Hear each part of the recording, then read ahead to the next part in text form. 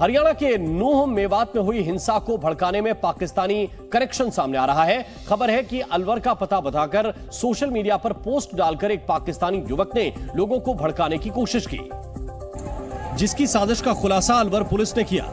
बड़ी बात यह है कि हिंसा भड़काने वाला यूट्यूबर जीशान मुश्ताक नाम बदलकर फेसबुक पर भड़काऊ पोस्ट डाल रहा था और पाकिस्तान में बैठे बैठे ही मेवात के लोगों को हिंसा के लिए भड़का रहा था।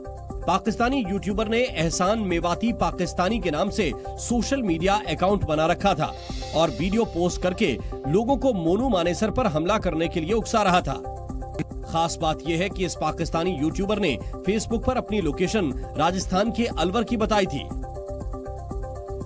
हालांकि जब अलवर पुलिस ने जांच की तो इस पाकिस्तानी शख्स की सारी सच्चाई सामने आई। साइबर सेल की जांच में पता चला कि इस पाकिस्तानी शख्स का अलवर से कोई कनेक्शन नहीं है और वो मेवाती भाषा में गाना गाने के कारण अपने नाम के आगे मेवाती लिखता है। ये अकाउंट बेसिकली पाकिस्तान से बना है और जो व्यक्ति है वो रहने वाला भी पाकिस्तान का है और वर्तमान उसकी लोकेशन भी पाकिस्तान है। वो चूंकि मेवाती भाषा में गाने गाता है वहाँ यूट्यूब पे, इसलिए वो अपने नाम के सामने मेवाती लिखता है। जानकारी के मुताबिक ये पाकिस्तानी शख्स नूह में हिंसा के दिन हुई आगजनी और तोड़फोड़ के फुटेज भी अपने फेसबुक अकाउंट पर पोस्ट कर रहा था। अब पुलिस ने फेसबुक को इस पेज के खिलाफ एक्शन लेने को कहा है। नूह में हिंसा भड़काने की पाकिस्तानी साजिश का शक अलवर पुलिस ही नहीं, एक राज्यसभा सांसद ने भी जताया। हरियाणा के हिसार में राज्यसभा सांसद डीपी वत्स ने नूह हिंसा के पीछे आईएसआई का हाथ बता दिया। मगर ये हमारे देश के वेल विशर नहीं है जो ये पाकिस्तान नाम का नासूर खड़ा करके उधर चीन है, तो मैं तो बतौर फौजी इसको एक आईएसआई की एक्टिविटी समझता हूँ, देश को बदमनी फैलाने की। नूह हिंसा में पाकिस्तानी कनेक्शन की बात सिर्फ अलवर पुलिस ही नहीं कर रही है, बल्कि गुरुग्राम पुलिस की जांच में भी माहौल बिगाड़ने के पीछे सीमा पार से साजिश की बात सामने आ रही है। सूत्रों के मुताबिक गुरुग्राम पुलिस की जांच में नूह हिंसा में पाकिस्तान कनेक्शन के सबूत मिले हैं। ये जानकारी सामने आई है कि कुछ पाकिस्तानी यूट्यूब चैनल नूह हिंसा से पहले और बाद में उन पर भड़काऊ पोस्ट किए गए। एक फेसबुक पेज मियो आर्मी के खिलाफ भी पुलिस को जांच में कुछ सबूत मिले हैं। जांच में ये पता चला है कि मियो आर्मी के पेज से उकसावे वाली कई पोस्ट की गई। इस फेसबुक पेज से हिंसा के ठीक पहले कई विवादित पोस्ट किए गए। फिलहाल हरियाणा पुलिस की एसआईटी सभी सोशल मीडिया प्लेटफॉर्म की जांच कर रही है। पाकिस्तान से अपलोड किए गए कुछ वीडियो भी एसआईटी के रडार पर हैं। नूह हिंसा के बाद से अब तक हरियाणा पुलिस ने 200 विवादित पोस्ट पर कार्रवाई की है। इस दौरान 2 फेसबुक, 2 ट्विटर अकाउंट ब्लॉक किए गए हैं। इसके अलावा 16 सोशल मीडिया अकाउंट बंद करने की भी कार्रवाई की जा रही है। इस बीच नूह हिंसा के आरोपियों से पूछताछ में बड़ा खुलासा हुआ। सूत्रों से मिली जानकारी के मुताबिक नूह को जलाने की पटकथा करीब 10 दिन पहले ही लिख दी गई थी और पूरी साजिश राजस्थान के नासिर और जुनैद की हत्या का बदला लेने के लिए रची गई। सोशल मीडिया के जरिए या व्हाट्सएप ग्रुप के जरिए जो है प्लानिंग करीब 10 दिन पहले ही बना ली गई थी कि जब मोनू मानेसर जहाँ इस शोभा यात्रा में शामिल होने के लिए आएगा तो नासिर और जुनैद की हत्या का बदला लेने के लिए उसके ऊपर हमला किया जाएगा और हमला जो है वो चौतरफा होगा ताकि वो किसी भी सूरत हाल में बच ना पाए। दरअसल इसी साल फरवरी में भरतपुर के रहने वाले नासिर और जुनैद के हरियाणा के भिवानी में एक कार में जले हुए शव बरामद किए गए थे। गौरक्षा दल से जुड़े मोनू मानेसर समेत 9 लोगों पर इनकी हत्या का आरोप लगा था। इसीलिए 31 जुलाई को भड़की हिंसा के सहारे उपद्रवी मोनू मानेसर को निशाना बनाना चाहते थे। जो रूट है पूरा इनके पास इसकी जानकारी भी जो दंगाइयों को थी कि जो नलरदेव महादेव के मंदिर से जब शोभा यात्रा निकलेगी तो वो कहाँ तक जाएगी और उसमें कौन कौन सी ऐसी ऊंची बिल्डिंगें हैं या कहाँ पर रहकर जो है वो मोनू मानेसर पे जो है हमला किया जा सकता है, उसे टारगेट किया जा सकता है। तो पूरी प्लानिंग की गई थी, बाकायदा फंडिंग तक की गई थी। नूह हिंसा के दौरान बजरंग दल के कार्यकर्ता प्रदीप शर्मा की मौत के मामले में आम आदमी पार्टी के नेता जावेद अहमद समेत 150 लोगों पर हत्या की एफआईआर दर्ज की गई है। ये केस गुरुग्राम के सोहना में दर्ज कराया गया, जिसमें आम आदमी पार्टी के नेता जावेद अहमद पर पथराव और आगजनी की साजिश रचने का आरोप है। इस हिंसा में बजरंग दल के कार्यकर्ता प्रदीप शर्मा की जान चली गई थी। प्रदीप के साथी पवन की तरफ से दर्ज एफआईआर में कहा गया है कि जावेद के कहने पर ही आगजनी और पथराव करने वाली भीड़ ने हमला करना शुरू कर दिया। जावेद है सर, वो पहले भी करा चुका है काम, कई बंदे पहले भी मरवा चुका है। और सर अब उसका खुल के बिल्कुल प्रकाश में नाम आया है सर कि जो मेरे भाई के साथ में बंदे थे वो बता रहे हैं कि वो वहीं पे मौजूद था। उसने बोला है कि इनको मारो और बिल्कुल जान से मार दो, खत्म कर दो, बाकी मैं देख लूंगा। दीपक ने आरोप लगाया कि जावेद लंबे वक्त से दंगे कराने की साजिश रचता रहा है और उसके निशाने पर हिंदू संगठनों से जुड़े लोग रहते हैं। मुस्लिमों को नेता वहाँ पे मेवातियों का वो दंगा कराने का उसका सबसे मेन काम होता है, जो मेरे को पता चल रही है। वो दंगा हर बार कराता है और हिंदुओं को अपना निशाना बनाता है। और दीपक ने जावेद को फांसी की सजा देने और अपने परिवार की आर्थिक मदद करने की मांग की।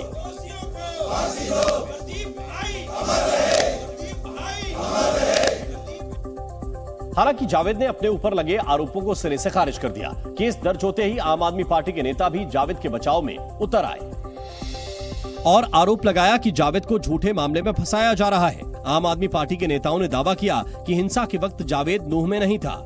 इस दावे के समर्थन में आम आदमी पार्टी के राज्यसभा सांसद सुशील गुप्ता ने कुछ सीसीटीवी फुटेज भी जारी किए, जिसमें जावेद की गाड़ी टोल बैरियर को पार करती दिखी। वहीं दूसरे सीसीटीवी फुटेज में यही गाड़ी उस गांव में दिखाई दी जहां के बारे में दावा किया गया कि घटना वाले दिन जावेद वहां गया था। आम आदमी पार्टी सांसद ने आरोप लगाया कि जावेद के खिलाफ साजिश की जा रही है। जावेद का कहना है कि भारतीय जनता पार्टी सोना से उनको रास्ते से हटाने के लिए ये षड्यंत्र उनके खिलाफ लड़ रही है। अन्यथा सारे हाईवे के सीसीटीवी फुटेज देखे जा सकते हैं, उनकी टेलीफोन की सीडीआर निकाल के देखी जा सकती है। उन्होंने आरोप लगाया कि भारतीय जनता पार्टी देश को धर्म और जाति के नाम पर जला देना चाहती है। हरियाणा के नूह में भड़की हिंसा के बाद सरकार एक्शन मोड में आ गई है। सरकारी एजेंसियां उपद्रवियों की तलाश कर उनकी अवैध संपत्तियों पर 3 दिन से बुलडोजर चला रही हैं, जो आज भी जारी रहा। आज एक 3 मंजिला होटल को जमींदोज कर दिया गया। पिछले 3 दिन से हरियाणा के नूह में शोभा यात्रा पे पथराव करने वाले ऐसे लोगों की पहचान करने के बाद उनकी संपत्तियों पर पीला पंजा चलाया जा रहा है। ये आप देख सकते हैं, ये नूह का सहारा रेस्टोरेंट और होटल है।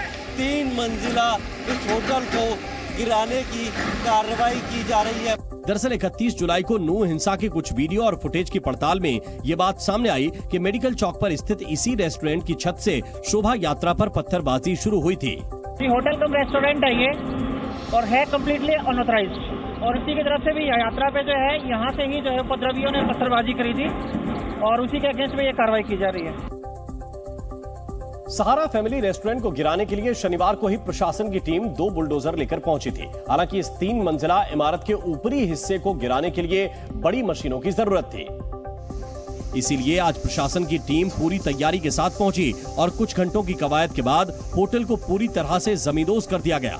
इस वक्त आप तस्वीरों में देख सकते हैं, यही 3 मंजिला सहारा होटल है जिसको गिराने की कवायद जो है वो कल शाम से ही शुरू की थी और आज सुबह अभी चंद मिनट पहले ही इसे पूरी तरीके से जमींदोज किया गया है। 3 मंजिल का ये होटल जो है वो भरभराकर जो है गिर चुका है। दरअसल इसी होटल के सामने वो सड़क है जहां से 31 जुलाई को शोभा यात्रा निकल रही थी।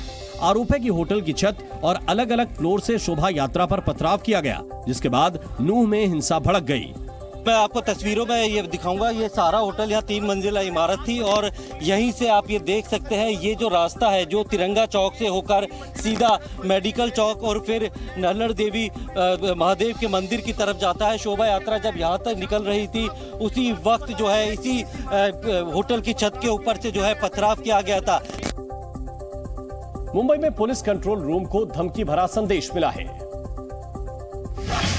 मुंबई पुलिस कंट्रोल रूम में आज उस वक्त हड़कंप मच गया जब एक कॉलर ने फोन कर लोकल ट्रेनों में सीरियल बम ब्लास्ट की धमकी दी। घटना के बाद पुलिस ने कॉलर की लोकेशन ट्रेस की, जिसके बाद युवक को हिरासत में ले लिया गया। महाराष्ट्र के संभाजीनगर में टमाटर चोरी के डर से एक किसान ने खेत में सीसीटीवी कैमरे लगवा लिए हैं। किसान के मुताबिक टमाटर की बढ़ती कीमतों के साथ साथ चोरी के मामले भी बढ़ रहे हैं। ऐसे में उसने 22,000 रुपए खर्च करके सीसीटीवी कैमरे लगवाए हैं।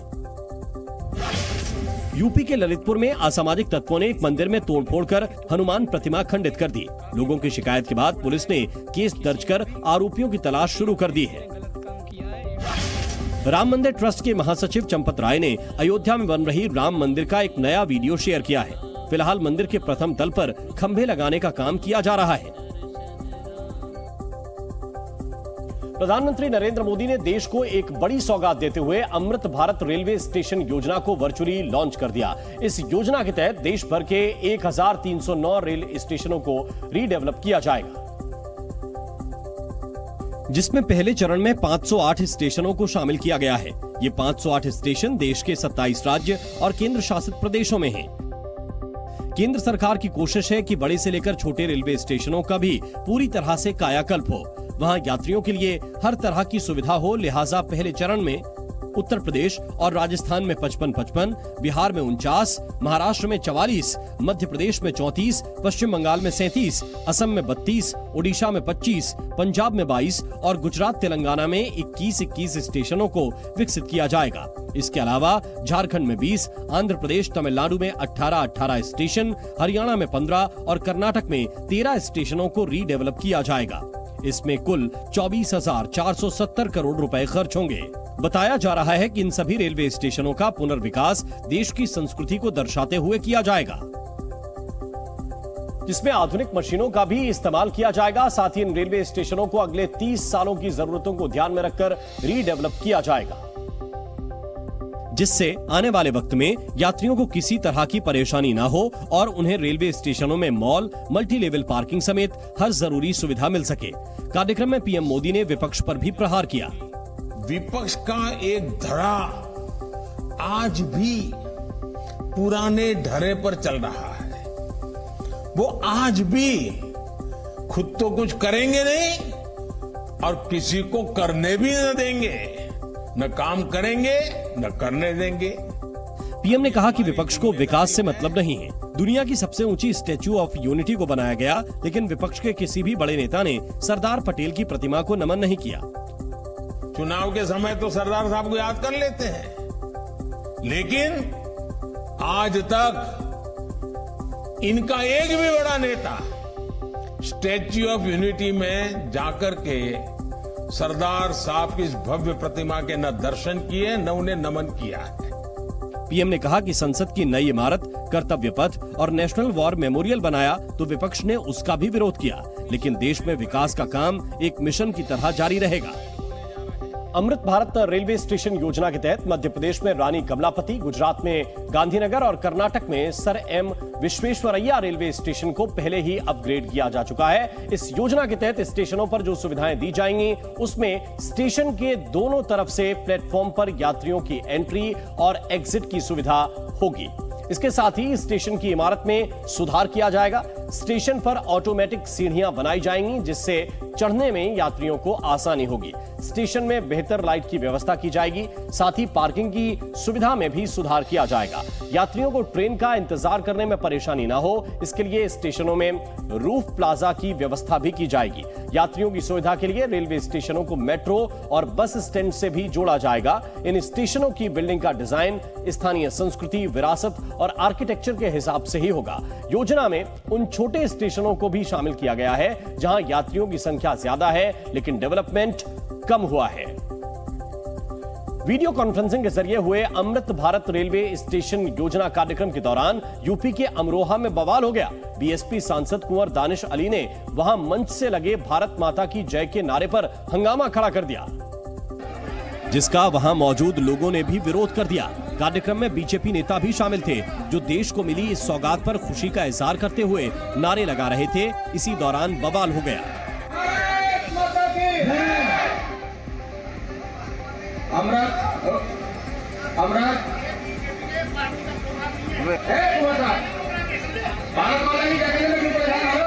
इसके बाद कुंवर दानिश अली मंच पर पहुंच गए और वहां भी हंगामा खड़ा कर दिया।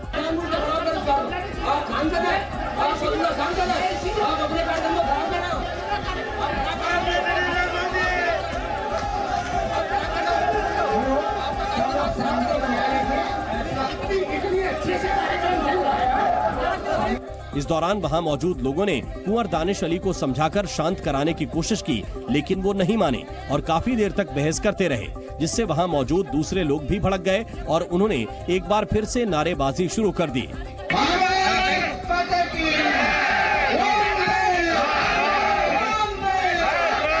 जिससे बीएसपी सांसद का गुस्सा एक बार फिर बढ़ गया।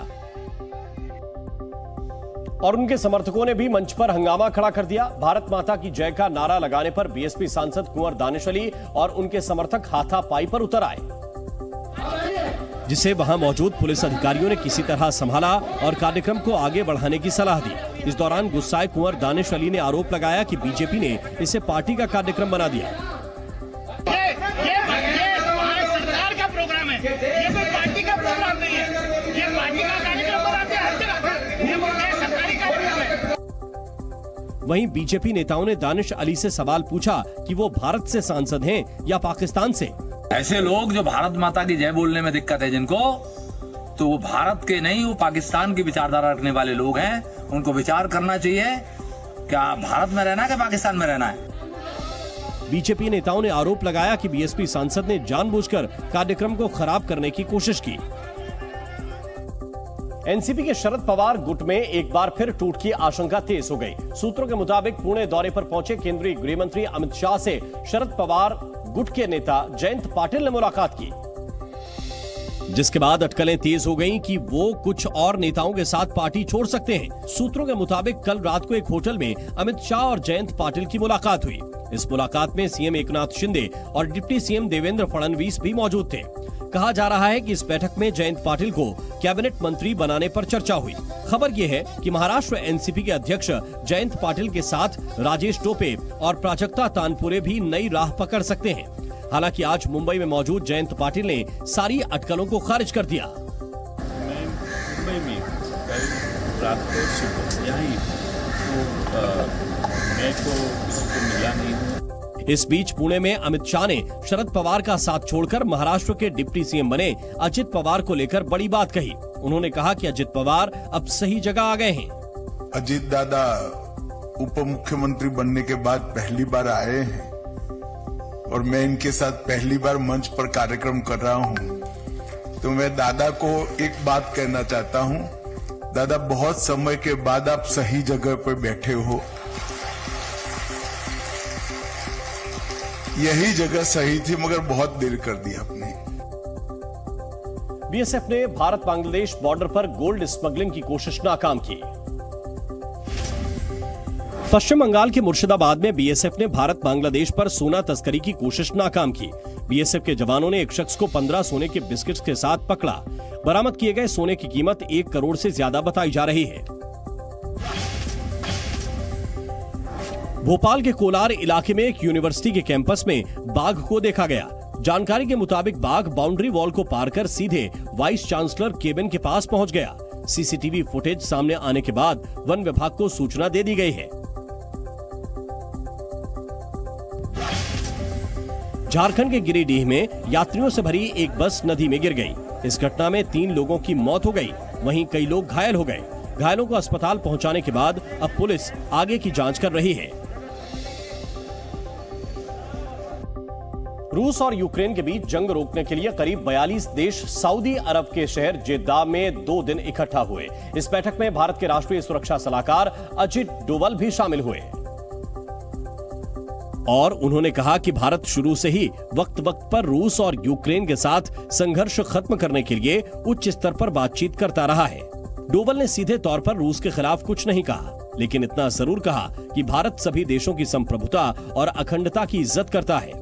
किसी देश को इनके उल्लंघन की छूट नहीं दी जा सकती है। भारत हमेशा बातचीत और डिप्लोमेसी को बढ़ावा देता है। शांति के लिए बातचीत ही सिर्फ एक तरीका है। कई शांति प्रस्ताव सामने रखे गए हैं, सभी में कुछ सकारात्मक बिंदु हैं, लेकिन दोनों पक्षों को कोई भी स्वीकार नहीं है। असली सवाल यह है कि क्या कोई ऐसा समाधान खोजा जा सकता है जो दोनों पक्षों को कबूल हो। भारत विवाद को सुलझवाने में एक्टिव रोल निभाता रहेगा। अजित डोवल ने कहा कि रूस यूक्रेन युद्ध की वजह से सबसे ज्यादा नुकसान विकासशील देशों को हो रहा है, लेकिन भारत एक तरफ यूक्रेन को मानवीय सहायता दे रहा है तो दूसरी तरफ उसके पड़ोसी यूरोपीय देशों को आर्थिक मदद भी कर रहा है। जिद्दा में हुई बैठक में रूस को नहीं बुलाया गया था। सवाल उठता है कि रूस यूक्रेन जंग को खत्म करने की कोशिश के लिए बैठक सऊदी अरब में ही क्यों हुई? दरअसल सऊदी में शांति वार्ता करवाकर क्राउन प्रिंस मोहम्मद बिन सलमान जंग रुकवाने के लिए बिचौलिए की भूमिका निभाना चाहते हैं। इससे पहले भी सऊदी अरब में हुए अरब लीग के समिट में यूक्रेन के राष्ट्रपति जेलेंस्की को बुलाया गया था। जेलेंस्की ने कहा कि जेद्दा में पीस समिट से शांति के दरवाजे खुलेंगे।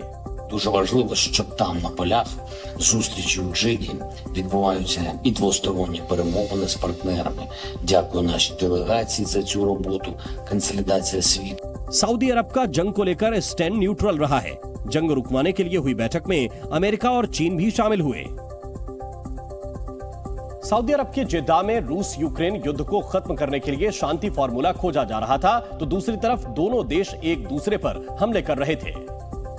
और शनिवार की देर रात यूक्रेन ने रूस के निमंत्रण वाले दोनेत्स्क में university of economics and trade पर बम बरसाए, जिसकी वजह से यूनिवर्सिटी की बिल्डिंग में आग लग गई।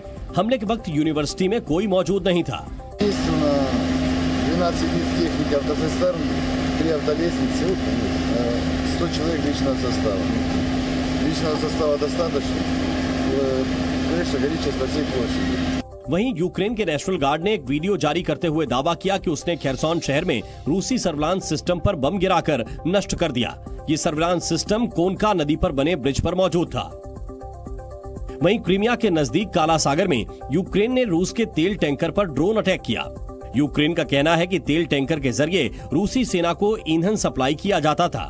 यूक्रेन के मुताबिक हमला करने वाले ड्रोन में 450 किलोग्राम TNT भरा गया था। हमले की वजह से ब्रिज पर ट्रैफिक थम गया। यूक्रेन से युद्ध के बीच रूस ने अपने रक्षा खर्च यानी कि डिफेंस बजट में बढ़ोतरी की है। वो अब 1 महीने में इतने हथियार बनाएगा जो पहले 1 साल में बनाता था। एक रिपोर्ट के मुताबिक रूस ने 2023 के लिए अपने रक्षा खर्च को 2 गुना कर दिया है। अब रूस का रक्षा खर्च 8.28 लाख करोड़ हो गया है। यह भारत के डिफेंस बजट से करीब 2.25 लाख करोड़ रुपए ज्यादा है। रूस ने पहले 2023 के लिए रक्षा खर्च 4.47 लाख करोड़ तय किया था, जबकि उसने जनवरी-फरवरी में अपनी सेना पर करीब 1.25 लाख करोड़ रुपए खर्च किए थे। रक्षा बजट बढ़ाने के लिए पहले ही रूस में स्कूल, अस्पताल और सड़कों से जुड़े हुए बजट को कम कर दिया गया था। अब दूसरी इंडस्ट्रीज के फंड्स में भी कटौती का अनुमान लगाया जा रहा है। राष्ट्रपति जो बाइडेन अगले महीने भारत आएंगे। अमेरिकी राष्ट्रपति जो बाइडेन अगले महीने G20 बैठक में शामिल होने के लिए भारत आएंगे। G20 बैठक 7 से 10 सितंबर तक चलेगी, जिसमें राष्ट्रपति बाइडेन शामिल रहेंगे। जापान के हिरोशिमा में हुए परमाणु हमले के 78 साल पूरे हो गए हैं। इस मौके पर प्रधानमंत्री फुमियो किशिदा आज हिरोशिमा शांति स्मारक पहुंचे और 1 मिनट का मौन रख बम धमाके में मारे गए लोगों को याद किया। चीन के शेनडोंग प्रांत में भूकंप के तेज झटके महसूस किए गए। रिक्टर स्केल पर भूकंप की तीव्रता 5.5 मापी गई। स्थानीय मीडिया के मुताबिक भूकंप की वजह से 21 लोग घायल हो गए, वहीं 100 से ज्यादा घरों को नुकसान पहुंचा। अमेरिका में गोलीबारी की घटनाएं थमने का नाम नहीं ले रही हैं। नया मामला राजधानी वॉशिंगटन DC का है, जहां अज्ञात हमलावर ने खुलेआम फायरिंग कर दी। गोलीबारी की इस घटना में 3 लोगों की मौत हो गई, वहीं 2 लोग घायल हो गए। जम्मू कश्मीर के राजौरी में सेना और सुरक्षा बलों ने ज्वाइंट ऑपरेशन के दौरान एक आतंकी को मार गिराया, जिसके पास से भारी मात्रा में हथियार और पाकिस्तान की बनी दवाइयां बरामद हुई। सेना को राजौरी के गुना इलाके में आतंकियों के छिपे होने की जानकारी मिली थी, जिसके बाद सेना ने इलाके को घेरकर तलाशी अभियान शुरू किया। जवानों को देखते ही आतंकियों ने सुरक्षा बलों पर फायरिंग करनी शुरू कर दी, जिसके जवाब में जवानों ने भी मोर्चा संभाल लिया और मुठभेड़ के दौरान एक आतंकी को मार गिराया। मारे गए आतंकी के पास से भारी मात्रा में हथियार और गोला बारूद बरामद हुआ है। मारे गए आतंकी की अभी पहचान नहीं हुई है, लेकिन सेना को आतंकी के पाकिस्तानी होने का शक है। एक आतंकी मारा गया, इसकी शिनाख्त नहीं हो पाई है, लेकिन जो इसके बिलोंगिंग्स हैं उससे ये अंदाजा लगता है कि ये पाकिस्तानी टेररिस्ट है। शूज इसके पाकिस्तानी में, कुछ मेडिसिन जो बरामद हुए SOS मेडिसिन वो भी पाकिस्तानी मार्केट के हैं, जिसकी बुनियाद पे कहा जा सकता है कि पाकिस्तानी आतंकी है। सुरक्षा बलों को शक है कि इलाके में और भी आतंकी हो सकते हैं, जिनकी तलाश के लिए ड्रोन की मदद से सर्च ऑपरेशन चलाया जा रहा है। आतंकियों की तलाश में पहली बार RAPS क्वाडकॉप्टर ड्रोन का इस्तेमाल किया जा रहा है। जम्मू कश्मीर के राजौरी में आतंकियों की तलाश में पहली बार RAPS क्वाडकॉप्टर ड्रोन का इस्तेमाल किया जा रहा है। ये ड्रोन अत्याधुनिक सुविधाओं से लैस होता है, जो 1500 फीट की ऊंचाई से दुश्मन पर नजर रख सकता है। क्वाडकॉप्टर ड्रोन की उड़ने की क्षमता 5 किलोमीटर से 15 किलोमीटर तक है। यह drone colour day video camera और नाइट थर्मल सेंसर से लैस होता है, जो रात में सर्च ऑपरेशन को आसानी से अंजाम दे सकता है। क्वाडकॉप्टर ड्रोन के जरिए बेहद नजदीक से दुश्मन की गतिविधि पर नजर रखी जा सकती है। क्वाडकॉप्टर ड्रोन में 4 रोटर होते हैं और हर रोटर में एक मोटर और प्रोपेलर लगा होता है। इस ड्रोन को मैन्युअल रूप से भी कंट्रोल किया जा सकता है। जम्मू कश्मीर के बांदीपुरा में शहीद जवान को नम आंखों से विदाई दी गई। वसीम अहमद डार शनिवार को कुलगाम में आतंकियों के साथ हुई मुठभेड़ में शहीद हो गए थे। बांदीपुरा के शहीद जवान वसीम अहमद का पार्थिव शरीर जब उनके पैतृक गांव दाची गांव पहुंचा तो पूरे गांव में मातम छा गया। वसीम अहमद के परिवार वालों ने रोते बिलखते हुए देश के सपूत को अंतिम विदाई दी। अंतिम यात्रा में शहीद जवान वसीम अहमद के गांव के अलावा आसपास के गांव के भी सैकड़ों लोग शामिल हुए, जिसके बाद जम्मू कश्मीर पुलिस और सेना के जवानों ने उनको भावभीनी श्रद्धांजलि दी और पूरे राजकीय सम्मान के साथ उनका अंतिम संस्कार किया गया। जम्मू कश्मीर से अनुच्छेद 370 हटाए जाने की चौथी बरसी पर आतंकियों में बौखलाहट साफ दिखाई दे रही है, लेकिन सुरक्षा बल आतंकियों को मुंहतोड़ जवाब दे रहे हैं। कुपवाड़ा के तंगधार सेक्टर में सुरक्षा बलों ने घुसपैठ की कोशिश कर रहे आतंकी को मार गिराया। मारे गए आतंकी के पास से भारी मात्रा में हथियार मिले हैं। जम्मू कश्मीर से अनुच्छेद 370 हटने के बाद से बौखलाए आतंकी घाटी में लगातार साजिश रच रहे हैं, लेकिन हमारे सुरक्षा बल उन्हें मुंहतोड़ जवाब दे रहे हैं। सरकारी आंकड़ों के मुताबिक 5 अगस्त 2019 के बाद घाटी में आतंकी हमले की 507 घटनाएं हुई हैं और इन घटनाओं में 683 आतंकी मारे गए हैं। इस दौरान 148 जवानों ने देश के लिए शहादत दी है। 3 अगस्त 2023 तक हुए इन आतंकी हमलों में 127 आम नागरिकों की भी मौत हुई है। ज्ञानवापी में एएसआई के सर्वे के तीसरे दिन व्यास जी के तहखाने की जांच की गई। एएसआई की टीम ने मुस्लिम पक्ष से चाबी लेकर तहखाने का ताला खुलवाया और दोनों पक्ष के लोगों के साथ तहखाने के अंदर का सर्वे किया, जिसमें एएसआई की टीम ने व्यास तहखाने की दीवारों की 3D फोटोग्राफी स्कैनिंग करवाई। साथ ही चार्ट में दीवारों पर मिली कलाकृतियों के पॉइंट्स नोट किए गए। एएसआई की टीम ने इस दौरान वहां तीनों गुंबदों का सर्वे भी किया। इसके लिए सीढ़ी को लगाकर सर्वे में जुटी टीम गुंबद पर चढ़ी और उसका मेजरमेंट किया गया।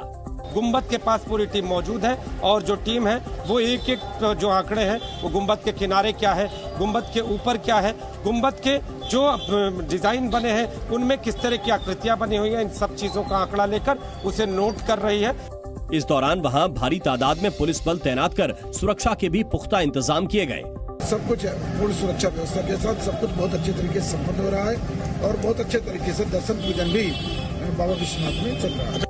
प्रशासन ने इस बात का भी ख्याल रखा कि जो श्रद्धालु काशी विश्वनाथ के दर्शन के लिए वहां पहुंच रहे हैं उन्हें परेशानी न हो, क्योंकि सोमवार को वहां श्रद्धालुओं की भीड़ बाकी दिनों के मुकाबले काफी बढ़ जाती है। लिहाजा सर्वे के दौरान वहां हालात सामान्य बने रहे, इसके लिए भी प्रशासन ने पूरी तैयारी की।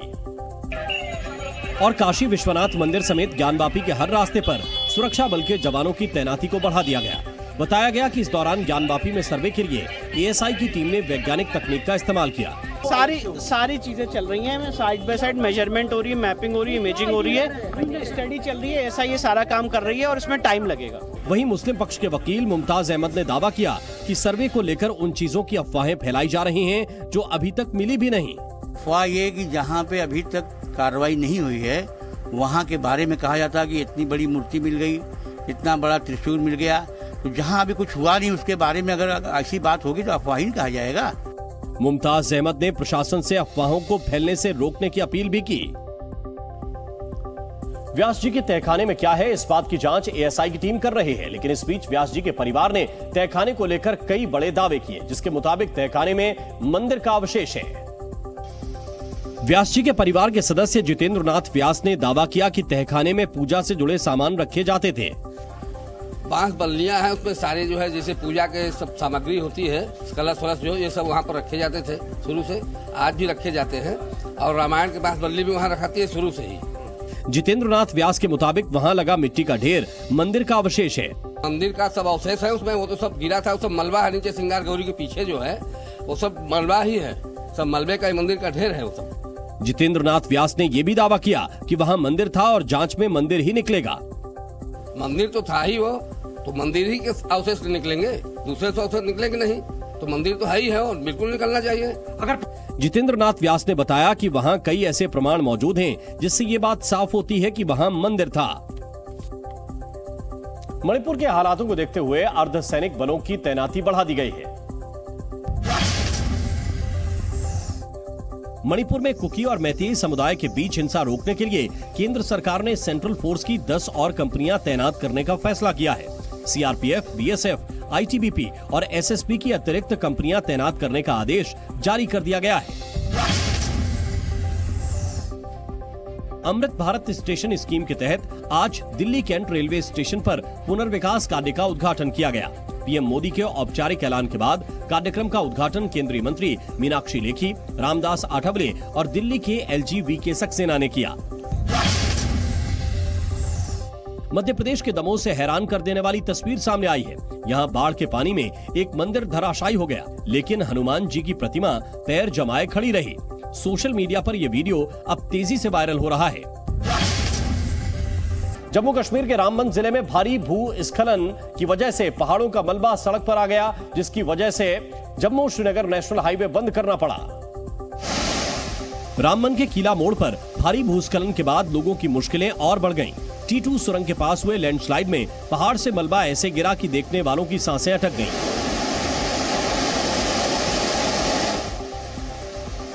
पहाड़ से गिरता मलबा एक झरने की तरह नजर आया। कुछ ही पलों में पहाड़ से टूटकर गिरे मलबे से वहां धूल का गुबार छा गया और नीचे का पूरा रास्ता बंद हो गया। जिस रफ्तार से पहाड़ से टूटकर चट्टानें गिर रही थीं, वो बेहद ही डरावनी थी। इस दौरान रास्ते में फंसे लोग उसका वीडियो बनाते दिखे, लेकिन जब मलबा गिरा तो वहां भगदड़ मच गई। भारी भूस्खलन के बाद जम्मू श्रीनगर नेशनल हाईवे बंद करना पड़ा। भूस्खलन की जानकारी मिलने पर जम्मू पुलिस और प्रशासन की टीम मौके पर पहुंची और मशीनों की मदद से कई घंटों की मशक्कत के बाद सड़क पर आए मलबे को हटवाया, जिसके बाद जम्मू श्रीनगर राष्ट्रीय राजमार्ग पर यातायात बहाल हो सका। उत्तराखंड के रामनगर से एक खौफनाक वीडियो सामने आया है। यहां एक पैसेंजर बस बरसाती नाले में पलट गई, जिसके बाद बस में सवार 35 यात्री बीच नदी में ही फंस गए। हादसा तब हुआ जब बस के ड्राइवर ने बरसाती नाले को पार करने की कोशिश की।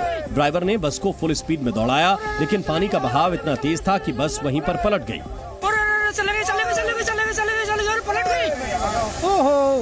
पलट गई बस, पलट गई। अब बचाओ उनको यार। बस में कुल 35 लोग सवार थे, जो एक एक करके पलटी हुई बस की खिड़की से बाहर निकलने लगे।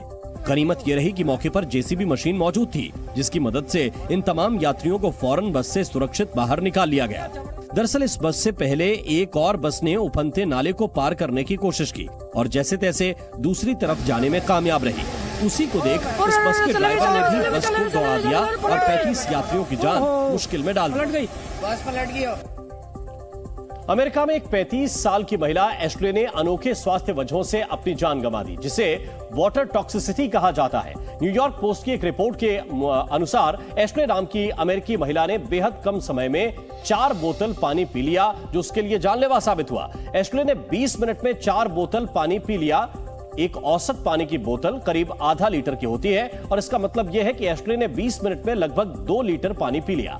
बाद में एश्ले की मौत हाइपोनेट्रेमिया से हो गई और इसे वाटर टॉक्सिसिटी भी कहा जाता है। यह तब होती है जब कम समय में बहुत अधिक पानी पी लिया जाता है या किडनी में बहुत ज्यादा पानी जमा हो जाता है। खून में सोडियम की मात्रा असामान्य रूप से कम होने पर भी लोग वाटर टॉक्सिसिटी का शिकार हो जाते हैं। आमतौर पर मांसपेशियों में ऐंठन, सिरदर्द वाटर टॉक्सिसिटी के लक्षण होते हैं।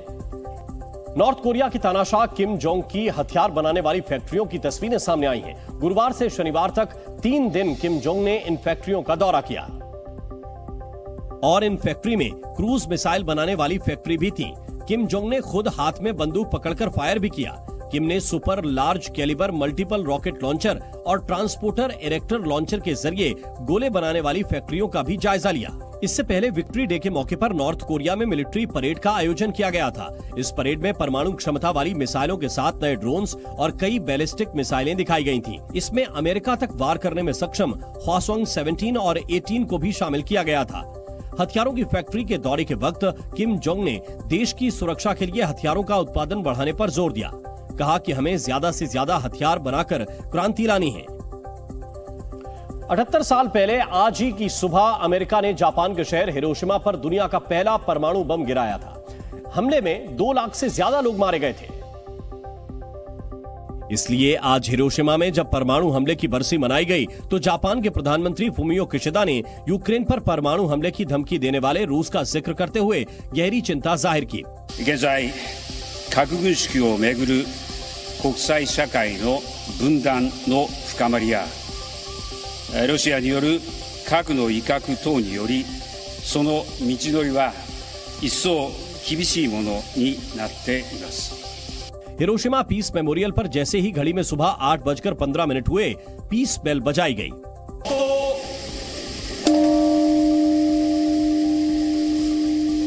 6 अगस्त 1945 की सुबह 8:15 पर ही अमेरिका ने हिरोशिमा पर पहला एटम बम गिराया था। कुछ ही मिनटों में 70,000 से ज्यादा लोग मारे गए। 6 अगस्त 1945 की सुबह अमेरिका ने हिरोशिमा पर पहला परमाणु बम गिराया। उसने आज तक कभी ना भरने वाला जख्म दे दिया। अमेरिकी बम वर्षक विमान B-29 एलोना गे ने हिरोशिमा पर 8:15 पर दुनिया का पहला परमाणु बम गिराया। इसे अमेरिका ने लिटिल बॉय नाम दिया था, जो 43 सेकंड हवा में रहने के बाद फट गया। बम के फटते ही मशरूम के शेप में एक बड़ा आग का गोला उठा और आसपास का तापमान 3000 से 4000 डिग्री सेल्सियस तक पहुंच गया। विस्फोट से इतनी तेज हवा चली कि 10 सेकंड में ही यह ब्लास्ट पूरे हिरोशिमा में फैल गया। जिस वक्त एटम बम गिराया गया उस वक्त हिरोशिमा की आबादी 2,55,000 थी। एटम बम के गिरते ही कुछ मिनट में 70,000 लोगों की मौत हो गई। कई लोग तो जहां खड़े थे वहीं पर भाप बनकर उड़ गए। जो भी उस परमाणु बम के दायरे में आया उसने अपनी जान गंवा दी। साल भर के अंदर एटम बम के रेडिएशन ने हिरोशिमा में 1,40,000 लोगों की जान ले ली। 9 अगस्त को अमेरिका ने जापान के दूसरे शहर नागासाकी पर दूसरा परमाणु बम गिराया। दोनों शहरों में 2 लाख से ज्यादा लोग मारे गए थे। परमाणु बम अमेरिकी वैज्ञानिक रॉबर्ट ओपेनहाइमर ने यह बम बनाया था। अक्टूबर 1945 को अमेरिकी राष्ट्रपति हैरी ट्रूमैन के बुलावे पर ओपेनहाइमर उनसे मिलने के लिए राष्ट्रपति भवन गए। यहां पर ओपेनहाइमर ने उनसे कहा कि मैं ऐसा महसूस कर रहा हूं कि मेरे हाथ खून से रंगे हुए हैं। अमेरिकी राष्ट्रपति को ओपेनहाइमर की बात पसंद नहीं आई और उन्हें दफ्तर से बाहर निकाल दिया गया। चीन का उत्तरी हिस्सा इस वक्त बाढ़ बारिश की वजह से हाई अलर्ट पर है। चीन के हेबई प्रांत से जो तस्वीरें सामने आई हैं वो डराने वाली हैं। यहां बारिश के बाद कई नदियों में उफान आया और बांध टूट गए। बांध टूटे तो सैलाब सड़कों तक आ गया और हर तरफ तबाही ही तबाही मच गई। चीन की राजधानी बीजिंग और आसपास के इलाकों में इस वक्त बाढ़ के कुछ ऐसे ही हालात हैं। हेबई प्रांत में बारिश तो रुक गई है, लेकिन जो नुकसान होना था वो हो चुका है। सड़कों पर अब भी इतना पानी भरा हुआ है कि नावें चल रही हैं। हालात कितने खराब हैं उसका अंदाजा इन तस्वीरों से लगाया जा सकता है। इस बिल्डिंग के निचले फ्लोर पूरी तरह से पानी में डूब चुके हैं। ऐसे में इस महिला का इकलौता सहारा ये नाव है। नाव ना हो तो समझिए डूबना तय है। चीन में बारिश ने 140 साल का रिकॉर्ड तोड़ दिया है, लिहाजा प्रशासन को भी हालातों से निपटने में मुश्किल हो रही है। घरों और दुकानों से पानी निकालने के लिए पंप की मदद ली जा रही है, लेकिन पानी इतना है कि पंप भी फेल हो रहे हैं। Z News.